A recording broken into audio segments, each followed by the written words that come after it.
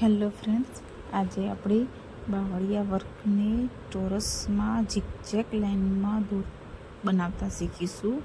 જેમાં સૌ પ્રથમ આપણે એક ફેબ્રિક લીકી કાપડ લઈશું, જેમાં વચ્ચે ડોટ કરી દઈશું અને એની આજુબાજુ 1 ઇંચનું માપ લેવાનું છે. અને 1 ઇંચનું માપ લઈ અને ફૂટપટ્ટીની મદદથી એની સીધી લાઈન દોરી દેવાની છે. એ રીતના ચારે બાજુ સીધી લાઈનો દોરી અને એક ચોરસ બોક્સ બનાવી દેવાનું છે. આ રીતે ચોરસ બોક્સ ચારે બાજુથી સરખા માપનું બનાવવાનું છે. પછી એમાં સૌ પ્રથમ પેન્સિલની મદદથી એક ખૂણા પર ઉપરની સાઈડ ચોરસ ભાગ થાય એ રીતે બનાવવાનો છે. આમ ઉપરનો ભાગ ચોરસ રહે અને પછી બંને સાઈડોમાં ત્રિકોણમાં આમ બંને સાઈડ ત્રિકોણ બનાવતા જઈશું. આપણે આ ચોરસની પેન્સિલની મદદથી યા બોલપેનની મદદથી દોરી શકાય છે. આ રીતે ત્રિકોણ કરતાં જઈશું અને ચારે બાજુના ત્રિકોણ એના ખૂણા છે એની ચોરસ ઉપરની સાઈડથી ચોરસ બનાવવાનું છે, જેથી બાવળિયા વર્કની પ્રિન્ટ આ રીતે પાડી શકાય છે. જો તમે કાર્બનની મદદથી ના દોરવી હોય તો તમે સીધા આવી રીતે પણ દોરી શકો છો અને સારી રીતે પણ એને ભરી શકાય છે.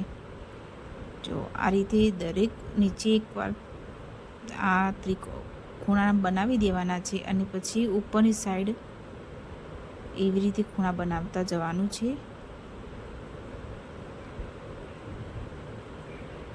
આમ નીચેની સાઈડ સૌપ્રથમ બનાવી દઈશું આપણે અને એ મેજરમેન્ટથી ઉપરની સાઈડ એટલે ચોરસ બોક્સ સરસ બની જશે. અને જે ચારે બાજુના ખૂણામાં આપણે ચોરસ દોર્યું છે એની વચ્ચેની લીટી ડ્રો કરી અને સામેના ત્રિકોણ ડાળી દેવાના છે, એટલે એ ચોરસ બોક્સ સરસ રીતે બની જશે. જો અમારો વિડીયો તમને ગમે તો સબસ્ક્રાઈબ કરો, લાઈક કરો, શેર કરો, કમેન્ટ કરો. આમ આ રીતે ઉપરની સાઈડથી બધા જ ખૂણા એકબીજાની અડાડી શકાય એ રીતે ડ્રો કરવાના છે અને ઉપરના ત્યાં આખી લીટી દોરી દેવાની છે અને ત્યાં સામેની સાઈડ ખૂણા પર જતું રહેવાનું છે. અને આ રીતે સામસામે ત્રિકોણ દોરવાથી સરસ મજાનું ચોરસ બોક્સ બની જાય છે. અને જુઓ, સરસ મજાનું બાવળિયા વર્કમાં ચોરસ પ્રિન્ટ થઈ ગઈ છે ઝિગઝેગ લાઇનમાં. હવે સેન્ટરમાં એક મિરર લઈને મિરર લગાવીશું અને મિરરને સૌ પ્રથમ એક નીચેથી ઉપરની સાઈડ સ્વાઈપ પરોવી અને સામેની સાઈડ જતા રહીશું. આ રીતે ચારે બાજુથી એને આચરી લેવાનું છે. આ રીતે 2 વખત આચરવાનું છે, એટલે જેથી આપણે જ્યારે પણ મિરરનું ગૂંથીએ છીએ એને તો એ સરસ મજાનું ચારે બાજુથી સરખું ગૂંથાઈ જાય. અને જો 2 વખત લઈશું, એટલે 2 વખત લેવાથી જે દોરો છે એ ટાઈટ થાય છે અને જેના લીધે ચારે બાજુથી સરખું રહે છે અને આપણો મિરર નીકળી જતો નથી. ચોરસ મિરરને આ રીતે સરસ મજાનું હવે અહીંયાથી સ્વાઈપ પરોવી અને એને આ રીતે લેવાનું છે. આમ લેતા આપણે આગળ જવાનું છે અને પછી વચ્ચે જઈને અને પાછું ફેબ્રિકમાં ટાંકો લેવાનો છે. કાપડમાં ટાંકો લઈ અને પાછા આપણે એને સાંકળી કહીએ છીએ, સાંકળી લેતા આગળ જવાનું છે.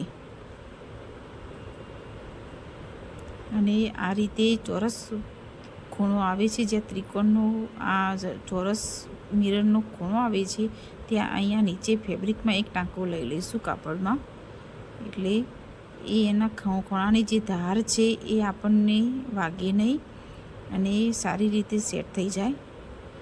અને પાછું આપણે સાંકળી લેતા આગળ જઈશું અને સેન્ટરમાં જઈ અને પાછો કાપડમાં એક ટાંકો લઈ લઈશું. એટલે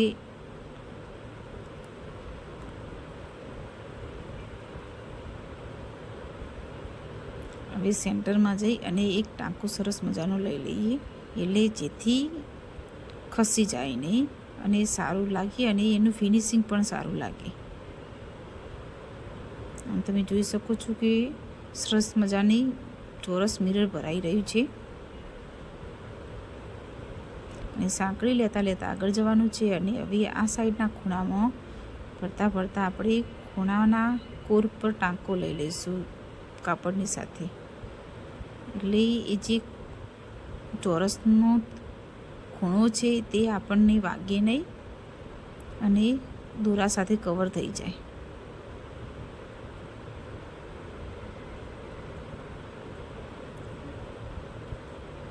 આ રીતે આગળ સાંકળી લેતા આપણે જઈશું. આમ દરેક મિરર આ રીતે આપણે સારી રીતે ભરી શકીએ છીએ. મિરર ભરવાની અવનવી રીત છે, એમાં આ એક સારી પણ રીત છે. હવે અહીંયાથી આપણે ટાંકો લઈ લઈશું કાપડની સાથે, એટલે સરસ સેટ થઈ જશે. અને જો સરસ મજાની ડિઝાઇન લાગે છે.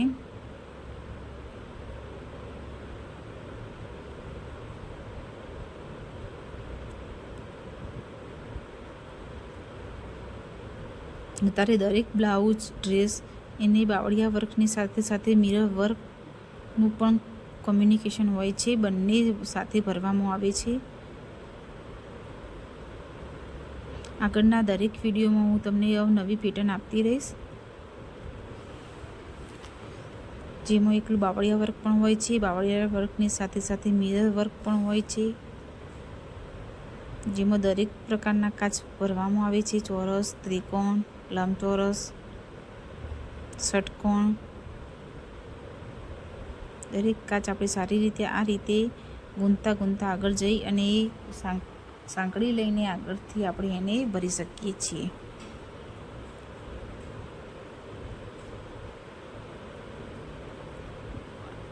આ રીતે લેતા જવાનું છે.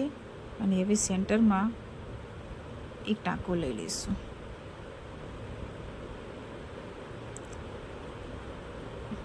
અને જે દોરો પરોવ્યો છે એને એક બાજુથી હાથથી દબાવતા રહીશું, એટલે એનું ફિનિશિંગ સારું રહે. એક જ સરખું બધી સાંકળી સરખી આવે.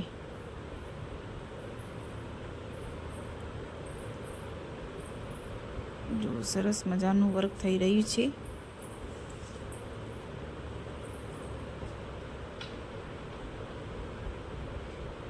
આમ આ રીતે આખું વર્ક આપણે ભરી દેવાનું છે. આ રીતે સરસ મજાનો મિરર ભરાઈ ગયો છે. જો ચારે બાજુથી સરસ દોરાની મદદથી આપણે ટાંકો લઈશું, એટલે એના ખૂણા બી પેક થઈ જશે અને એક કાચ આપણને એની ધારો વાગશે બી નહીં અને સરસ મજાનો ભરાઈ જશે. સરસ આ રીતે ચોરસ મિરર ભરાઈ ગયો છે. હવે જે આગળનું બાવળિયા વર્ક આપણે ચોરસમાં બનાવ્યું છે જે લાઇનમાં, એ આગળના વિડીયોમાં જોઈશું. Thank you.